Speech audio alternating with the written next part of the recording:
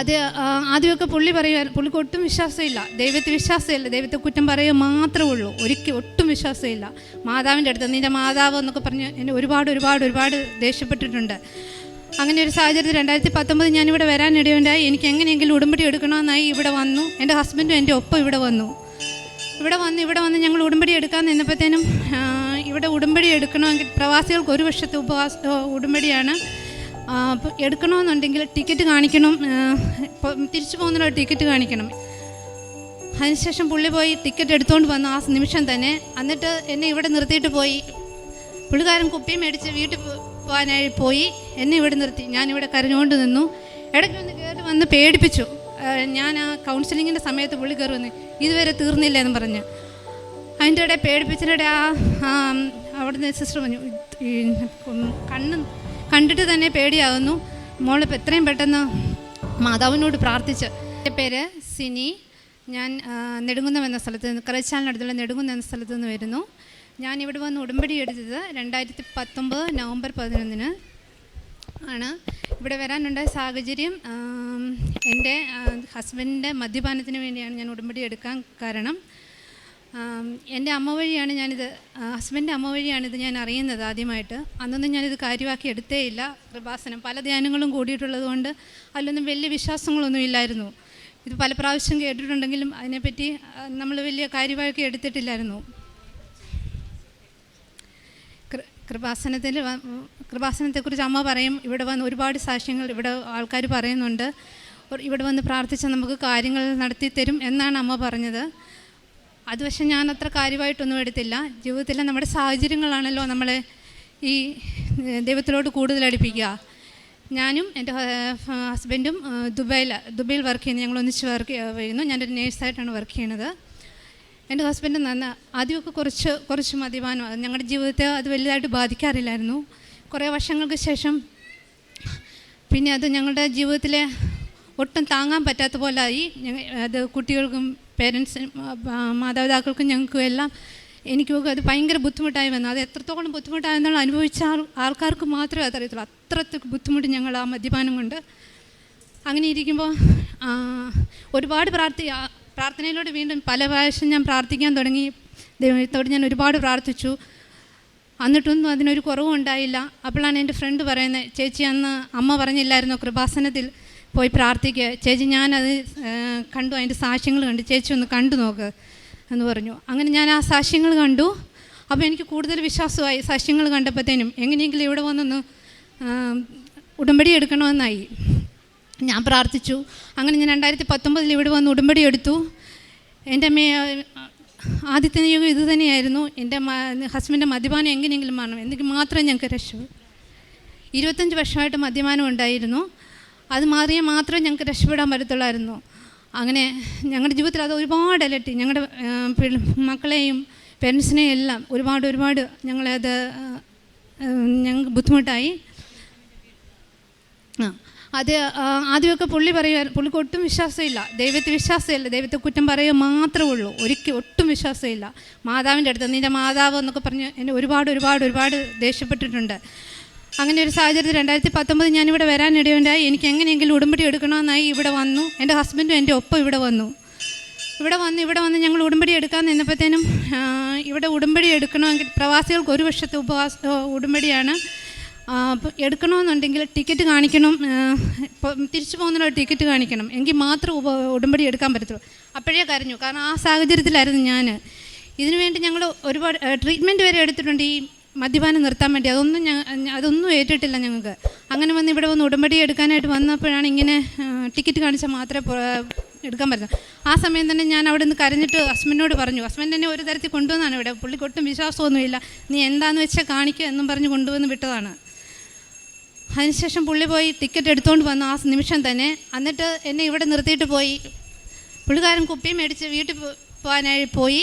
എന്നെ ഇവിടെ നിർത്തി. ഞാനിവിടെ കരഞ്ഞുകൊണ്ട് നിന്നു. ഇടയ്ക്കൊന്ന് കയറി വന്ന് പേടിപ്പിച്ചു. ഞാൻ ആ കൗൺസിലിങ്ങിൻ്റെ സമയത്ത് പുള്ളി കയറി വന്ന് ഇതുവരെ തീർന്നില്ല എന്ന് പറഞ്ഞ് അതിൻ്റെ ഇടയിൽ പേടിപ്പിച്ചതിനിടെ അവിടുന്ന് സിസ്റ്റർ പറഞ്ഞു, കണ്ടിട്ട് തന്നെ പേടിയാകുന്നു, മോളിപ്പോൾ എത്രയും പെട്ടെന്ന് മാതാവിനോട് പ്രാർത്ഥിച്ച് ഇത് പൂർത്തീകരിച്ച് പോകാൻ പറഞ്ഞു. അങ്ങനെ ഞാൻ അവിടുന്ന് എൻ്റെ പുള്ളി എന്നെ ഇട്ടിട്ട് പോയി. ഞാൻ അവിടുന്ന് പ്രാർത്ഥിച്ച് വീട്ടിൽ ചെന്നു. ഭയങ്കരമായിട്ട് പുള്ളി പ്രാർത്ഥിച്ച അന്ന് ഞാൻ ഇവിടുന്ന് കൊണ്ടുപോയി തിരിയും എല്ലാം വലിച്ചെറിഞ്ഞു.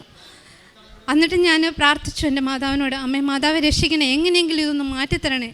അതായിരുന്നു ഞങ്ങളുടെ ജീവിതത്തിലെ ഏറ്റവും വലിയത്. അങ്ങനെ ഞാൻ പ്രാർത്ഥിച്ചു. പല പ്രാവശ്യമായിട്ട് പ്രാർത്ഥിച്ചതിൻ്റെ ഫലമായി വീണ്ടും ഞങ്ങൾ തിരിച്ചുപോയി. കുടി കുറഞ്ഞു എന്നാൽ വീണ്ടും തിരിച്ചുപോയി. പിന്നെ കഴിഞ്ഞ വർഷം 2019 ഹസ്ബൻഡ് ജോലി പോയി.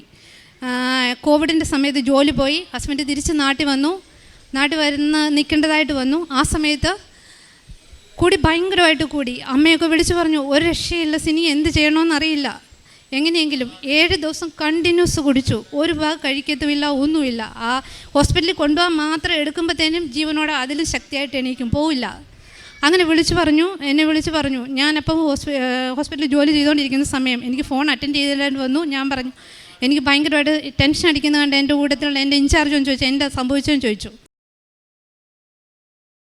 അവൻ പറഞ്ഞു, ഇങ്ങനെ ഹസ്ബൻഡിന് ഇതുപോലെ കണ്ടിന്യൂസ് 7 ദിവസമായിട്ട് മദ്യപിച്ചിട്ട് ഒട്ടും വയ്യാതെ കിടക്കുകയാണ്. അപ്പം തന്നെ അതെനിക്ക് കിട്ടേണ്ട ഒരു ലീവേ അല്ല, എന്നെ ഒരു തരത്തിലും പെടുന്നില്ല. കാരണം 1 മാസം മുന്നെയാണ് ഞാൻ ഇവിടെ വന്നിട്ട് എൻ്റെ കെയർ താമസം കഴിഞ്ഞ് തിരിച്ചു പോകുന്ന 1 മാസം മുന്നെയാണ്. ഒരിക്കലും എനിക്ക് ലീവ് കിട്ടണില്ല. അവിടെ എൻ്റെ അമ്മ മാതാവ് എന്നെ തുണിച്ചു. അപ്പം തന്നെ അവർ പറഞ്ഞു, ഞാൻ മാനേജറോട് സംസാരിക്കാം, നിനക്ക് 5 ദിവസത്തേക്ക് എങ്ങനെയെങ്കിലും പോകാൻ പറ്റുമെങ്കിൽ നീ പോയിട്ട് വരാൻ പറഞ്ഞു.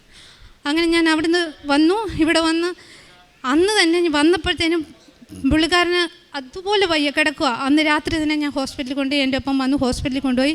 പിറ്റേ ദിവസം പറഞ്ഞ് നമുക്ക് കൃപാസനത്തിൽ പോവാം. ഞാൻ നിർത്തുവടി, നമുക്ക് കൃപാസനത്തിൽ എന്നാൽ പോവാമെന്ന് പറഞ്ഞ് ഞങ്ങളിവിടെ വന്നു. ഞങ്ങൾ വന്നപ്പോഴത്തേനും താമസിച്ചു പോയി. 12 മണിയൊക്കെ ഞങ്ങൾ പല ബസ്സുകളൊക്കെ കയറിയാണ് ഇവിടെ വരുന്നത്. 2-3 ബസ്, നേരിട്ട് ഇങ്ങോട്ട് ബസ്സൊന്നുമില്ല. കയറി ഇറങ്ങി വന്നപ്പോഴത്തേനും താമസിച്ചു പോയി.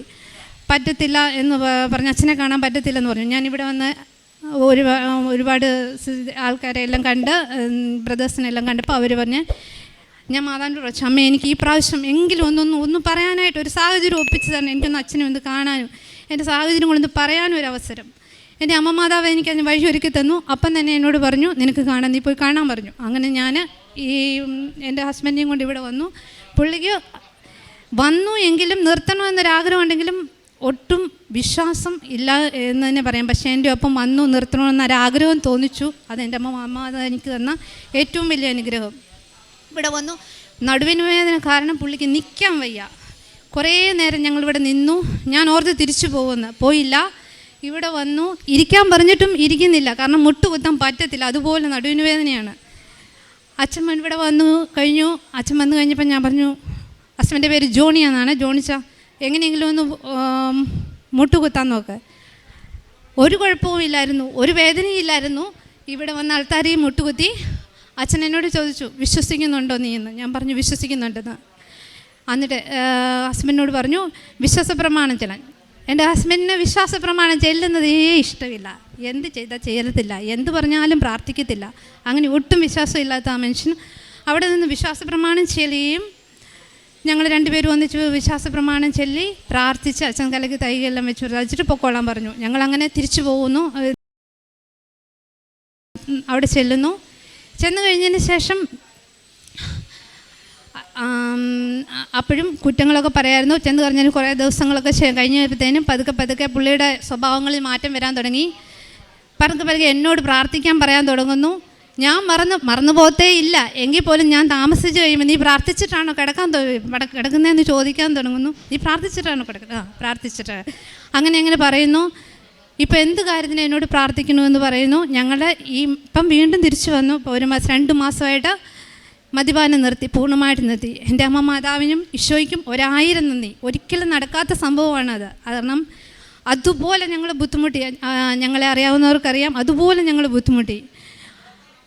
ഇത് എൻ്റെ അമ്മ മാതാവിന് ഈശ്വരൻ തന്ന ഏറ്റവും വലിയ അനുഗ്രഹമാണ്. 1000 നന്ദി. രണ്ടാമതായിട്ട് അടുത്ത എൻ്റെ അലർജി. എനിക്ക് 5-6 വർഷമായിട്ട് അലർജി, ക്രോണിക് അട്ടിക്കേരിയ എന്ന് പറയും. അത് കൈ രണ്ടും ചൊറിഞ്ഞ് തടിച്ച് പൊങ്ങിയിട്ട് മുഖവും പൊങ്ങും, തടിച്ച് പൊങ്ങിയിട്ട് ചൊറിഞ്ഞു പൊട്ടും, അങ്ങനെയായിരുന്നു. അവസാനം ഡോക്ടറിനെ കണ്ടപ്പോൾ മെഡിസിൻ എടുക്കാൻ പറഞ്ഞു. അത് സെട്രസിൻ എന്നും പറഞ്ഞൊരു ടാബ്ലറ്റാണ് എനിക്ക് തന്നത് 3 നേരം. അത് കഴിച്ചാൽ തന്നെ നമുക്ക് ഉറക്കം വരും, അറിയാവുന്നവർക്കറിയാം. അത് കഴിച്ചാൽ അത് 3 നേരമാണ് ഞാൻ കഴിച്ചുകൊണ്ടിരുന്നത്. അങ്ങനെ പോയി 2 നേരം അതില്ലാതെ എനിക്ക് പറ്റത്തില്ലെന്നായി. അപ്പം ഞാൻ ഡോക്ടറിനോട് ചോദിച്ചു, ഇതിങ്ങനെ കണ്ടിന്യൂസ് കഴിക്കുന്നതുകൊണ്ട് കുഴപ്പമുണ്ടോ? അപ്പോൾ ഡോക്ടർ പറഞ്ഞു കുഴപ്പമില്ല, ബ്ലഡ് ടെസ്റ്റ് ഇടയ്ക്കിടയ്ക്ക് ചെയ്താൽ മതി. ഞാനങ്ങനെ ബ്ലഡ് ടെസ്റ്റ് ചെയ്യുകയും എല്ലാം ചെയ്യുന്നുണ്ടായിരുന്നു. ഇവിടെ വന്ന് ഉടമ്പടി എടുത്തതിന് ശേഷം ഞാൻ എൻ്റെ നിയോഗത്തിൽ വെച്ചു 2 മാസം ഞാൻ ഉടമ്പടി തൈലവും ഉപ്പും ഉടമ്പടി തൈലം വെച്ച് എന്നും എൻ്റെ കയ്യെ ചതച്ച് ഞാൻ പ്രാർത്ഥിക്കുകയും ഉപ്പ് എൻ്റെ ഭക്ഷണത്തിൻ്റെ കൂടെ ഉപയോഗിക്കുകയും ചെയ്തു. 2 മാസം കഴിഞ്ഞപ്പോഴത്തേനും എൻ്റെ അലർജി എല്ലാം മാറി. ഞാൻ തന്നെ മെഡിസിൻ സ്റ്റോപ്പ് ചെയ്തു. പിന്നെ ഒരിക്കലും എനിക്ക് അലർജി ഉണ്ടായിട്ടില്ല. ഒരു ദിവസം പോലും എനിക്ക് ആ മെഡിസിൻ കഴിച്ചിട്ട് പിറ്റേ ദിവസം എൻ്റെ കൈ പൊട്ടുകയും കറുത്ത് പൊട്ടുകയും ചെയ്യും. അതൊക്കെ എനിക്ക് ഡ്യൂട്ടിയിൽ അവിടെ വർക്ക് ചെയ്യുമ്പോൾ അതൊക്കെ എന്നെ നന്നായിട്ട് ഇത് ബാധിക്കുമായിരുന്നു. അതുകൊണ്ട് എനിക്ക് ഭയങ്കര ബുദ്ധിമുട്ടായിരുന്നു. അത് പൂർണ്ണമായിട്ട് എനിക്ക് മാറിക്കിട്ടി. ഇപ്പം 3 വർഷമായിട്ട് എനിക്ക് ഒരു കുഴപ്പവുമില്ല. ഞാൻ മെഡിസിൻ നിർത്തിയിട്ട് ഇപ്പം 3 വർഷമായി. അലർജി എന്നൊരു അസുഖം എനിക്കൊന്നും ഉണ്ടായിട്ടേ ഇല്ല.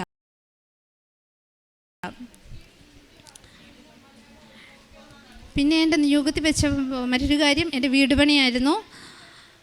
ഞങ്ങൾ വീട് പണിയാനായിട്ട് ആഗ്രഹിക്കാൻ തുടങ്ങിയിട്ട് 6-7 വർഷങ്ങളായിട്ട് വീട് പണിയണമെന്നായിരിച്ചു. വീട് പൈസയും സ്ഥലവും എല്ലാം ഉണ്ട്. പക്ഷേ വീട് പണി മാത്രം നടക്കത്തില്ല. എന്നും തടസ്സങ്ങൾ എന്ന് പറഞ്ഞാൽ അത് പറഞ്ഞാൽ ഒരുപാടുണ്ട്. അതുകൊണ്ട് സമയമില്ലാത്തതുകൊണ്ട് എനിക്ക് പറയാൻ പറ്റത്തില്ല. ഭയങ്കര തടസ്സങ്ങൾ. അവസാനം ഞാൻ എൻ്റെ നിയോഗത്തിൽ അതും വെച്ചിട്ടുണ്ടായിരുന്നു. ഇവിടെ വന്ന് പ്രാർത്ഥിച്ച് പല പ്രാവശ്യം ഞാൻ ആ സ്ഥലങ്ങൾ ഓരോ പ്രാവശ്യം ഓരോ പണി തുടങ്ങുമ്പോഴും അതുപോലെ തടസ്സങ്ങളായിരുന്നു. ഇവിടെ വന്ന് നിയോഗത്തിൽ വെച്ച് പ്രാർത്ഥിച്ച് ഞാൻ അവിടെ ചെന്ന് ഉപ്പ് വിതറി. ഒരു പ്രാവശ്യം ഇങ്ങനെ കല്ല് പൊട്ടിച്ച്, ഞങ്ങളുടെ ഇവിടെ പാറയായിരുന്നു താഴെ, ഞങ്ങളുടെ വീട് പണിയുന്ന സ്ഥലത്ത്. അങ്ങനെ അവിടെ പാറ പൊട്ടിച്ച് ഇട്ടിട്ട് കല്ല് കയറി പോകുന്നില്ല. അതുപോലെ കല്ല് കുറേ ഉണ്ടായിരുന്നു, കയറി പോകുന്നില്ല. ആരോ കംപ്ലൈൻറ്റ് കൊടുത്തത് കയറി പോകുന്നേ ഇല്ല, ഒരു രക്ഷയില്ല. പല ഇത് നോക്കി ഒന്നും രക്ഷയില്ല. അങ്ങനെ ഞാൻ ആ ഒരു സമയത്ത് നാട്ടിൽ വരികയും ഞാൻ ആ കല്ലിൽ കൊണ്ടുപോയി മെഴുകുതിരി വെച്ച് മുട്ടുകുത്തി പ്രാർത്ഥിച്ച് ഉപ്പും വിതറി വിശ്വാസ പ്രമാണവും ചൊല്ലി പ്രാർത്ഥിച്ചു. അത് കഴിഞ്ഞതിന് ശേഷം ആ കല്ലെല്ലാം കയറിപ്പോവുകയും തടസ്സങ്ങളെല്ലാം മാറി. കഴിഞ്ഞ വർഷം ഞങ്ങൾ കയറി താമസിക്കുകയും ചെയ്തു. നല്ലൊരു വീട് ഞങ്ങൾക്ക് ഉണ്ടാവുകയും ഞങ്ങൾ കയറി താമസിക്കുകയും ചെയ്തു. തടസ്സങ്ങളെല്ലാം മാറി. എൻ്റെ അമ്മ മാതാവിനും ഈശോയ്ക്കും 1000 നന്ദി. വർഷങ്ങളായിട്ട് ഞങ്ങൾ ആഗ്രഹിച്ച ആ ഒരു കാര്യം നടത്തി തന്ന എൻ്റെ ഈശോയ്ക്ക് ഒരുപാട് നന്ദി.